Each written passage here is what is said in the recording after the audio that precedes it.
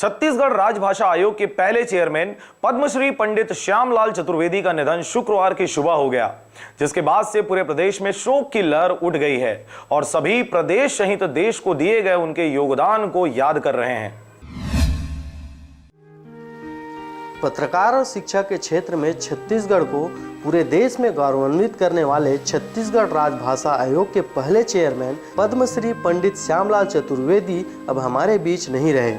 आपको बता दें, बिलासपुर के निजी अस्पताल में शुक्रवार की सुबह उन्होंने अंतिम सांस ली। पंडित श्यामलाल लंबे समय से बीमार चल रहे थे। पिछले दिनों रायपुर के निजी अस्पताल में उनका इलाज चल रहा था, जिसके बाद उन्हें अस्पताल से छुट्टी दे दी गई थी। श्यामलाल चतुर्वेदी छत्तीसगढ़ राजभाषा आयोग के पहले चेयरमैन थे। उनकी उम्र 93 साल की थी।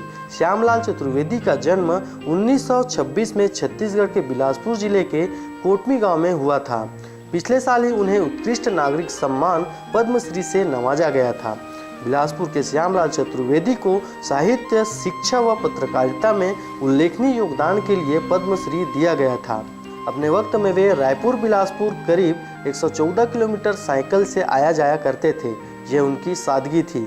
कुछ सालों तक वे जनसत्ता और नव भारत टाइम्स के प्रतिनिधि रहे और उन्होंने 1940-41 से लेखन का कार्य आरंभ किया।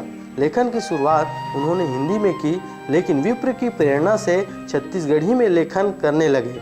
चतुर्वेदी जी शिक्षक व छत्तीसगढ़ी के गीतकार भी हैं। उनकी कहानी संग्रह भोलवा भोला राम भी प्रकाशित हुआ। उनकी रचनाओं में बेटी के विदा प्रसिद्ध रचना है। उन्हें बेटी के विदा के कवि के रूप में लोग पहचानते हैं। बचपन में मां के कारण उनका रुझान लेखन में हुआ। उनकी मां ने उन्हें सुंदरलाल शर्मा की दान लीला रटा दी थी। पद्मश्री पंडित श्यामलाल चतुर्वेदी का शुक्रवार की सुबह निधन की खबर मिलने के बाद छत्तीसगढ़ प्रदेश में शोक की लहर उठ गई है और सभी प्रदेश सहित देश को दिए गए इनके योगदान को याद कर रहे हैं। पद्मश्री पंडित श्यामलाल अपने सादगी भरे जीवन व उत्कृष्ट पत्रकारिता के साथ साथ साहित्य व शिक्षा के क्षेत्र में किए गए उल्लेखनीय योगदान के लिए सदैव जाने जाएंगे। आरजे रमझाझर परिवार भी पद्मश्री पंडित श्यामलाल को भावपूर्ण श्रद्धांजलि अर्पित करता है।